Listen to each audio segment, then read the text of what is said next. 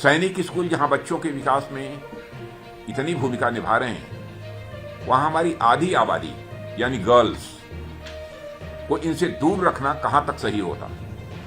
ऐसे में सरकार ने सैनिक स्कूलों में भी गर्ल्स के एडमिशन का रास्ता साफ कर दिया है और 100 नए स्कूल्स के आने के बाद देश की बेटियों की भागीदारी भी निश्चित रूप से बढ़ेगी।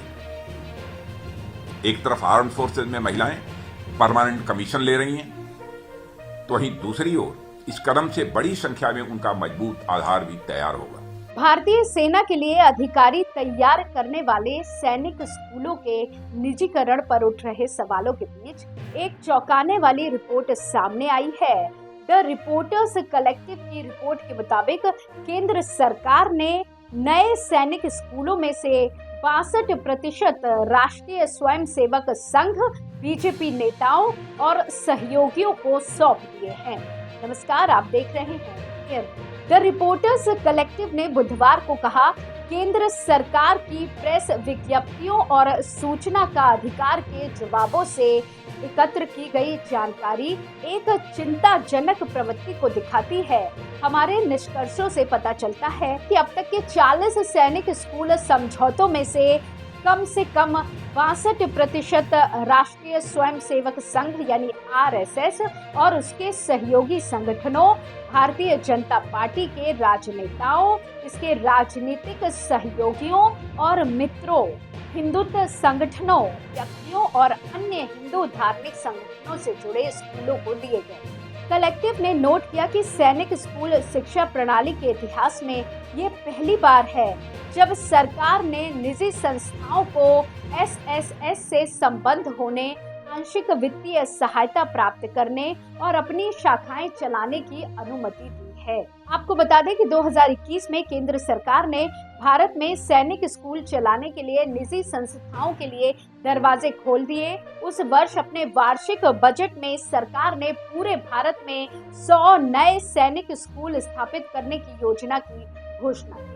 इसके बाद 12 अक्टूबर 2021 को प्रधानमंत्री नरेंद्र मोदी ने एक कैबिनेट बैठक की अध्यक्षता की, जिसमें स्कूलों को एक विशेष रणनीति के रूप में चलाने के प्रयास को मंजूरी दी गई, जो कि रक्षा मंत्रालय के मौजूद सैनिक स्कूलों से अलग और भिन्न होगा।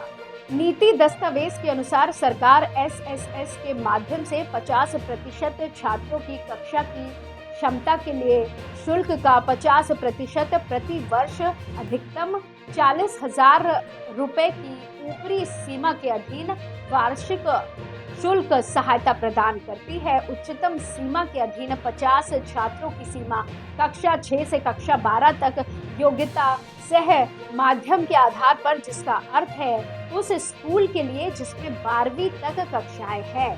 एसएसएस प्रति वर्ष अधिकतम 1.2 करोड़ रुपए का समर्थन प्रदान करता है। ये छात्रों को आंशिक वित्तीय सहायता के रूप में दिया जाता है। स्कूलों को प्रदान किए जाने वाले अन्य प्रोत्साहनों में कक्षा 12 में छात्रों के शैक्षणिक प्रदर्शन के आधार पर प्रति वर्ष 10 लाख रुपए की राशि प्रशिक्षण अनुदान के रूप में दी जाती है। सरकारी समर्थन और प्रोत्साहन के बावजूद द रिपोर्टर्स कलेक्टिव ने पाया कि वरिष्ठ माध्यमिक के लिए वार्षिक शुल्क मामूली 13,800 रुपए प्रति वर्ष से लेकर 2,47,900 रुपए प्रति वर्ष तक है, जो नए सैनिक स्कूलों के शुल्क ढांचे में एक महत्वपूर्ण असमानता का संकेत देता है। आपको बता दें कि द रिपोर्टर्स कलेक्टिव की रिपोर्ट ये उजागर करती है कि सरकार सैनिक स्कूलों को निजी हाथों में सौंपने के अपने एजेंडे को आगे बढ़ाने में स्पष्ट रूप से लगी है, भले ही इसका अर्थ आरएसएस और उसके सहयोगियों के हितों को प्राथमिकता देना हो। एक तथ्य ये भी है कि नए सैनिक स्कूलों में से 62% आरएसएस से जुड़े संगठनों को दिए गए हैं। ये इस बात का संकेत है कि सरकार सशस्त्र बलों के भविष्य के नेताओं को आकार देने में आरएसएस की भूमिका को मजबूत करना चाहती है। इससे ये भी चिंता पैदा होती है कि क्या इन स्कूलों में दिए जाने वाले शिक्षण और प्रशिक्षण का राजनीतिकरण किया जाएगा। इसी तरह की और खबरों के लिए जुड़े रहिए एयर न्यूज के साथ।